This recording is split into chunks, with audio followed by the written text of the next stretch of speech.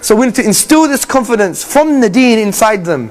So they could be people who go out there and they are people of Tawheed. Because Tawheed, what does it do? It should make you think you could take over the world.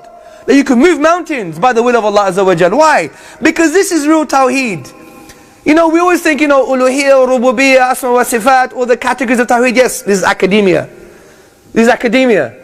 But what does it really mean? What do we say about Allah sometimes? La hawla wa la quwwata illa billah.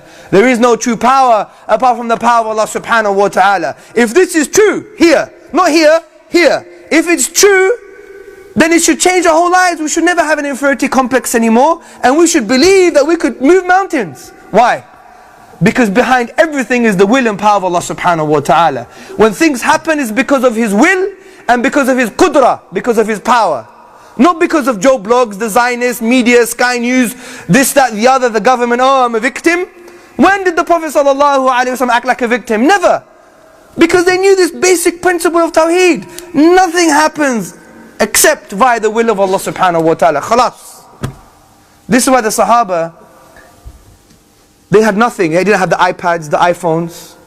They didn't have computer systems, no technology, effective weaponry. They just had the Quran and Sunnah. They had Tawheed in their hearts. And there were a bunch of villages, equivalent in a contemporary sense. And they arose and they took over the world and spread the peace and justice of Islam. What do you think that was? Because they had great weaponry, they had interballistic missiles, they had nuclear weaponry, they had diplomacy. You think they had that stuff? They used to eat lizards. What are you talking about? It's because they knew Allah now. They knew Allah. And when they saw creation, they never said creation has intrinsic power. Meaning that this piece of creation with this human being or an obstacle, that has the power to change my destiny. Then you know, it's Allah Azza wa Jal.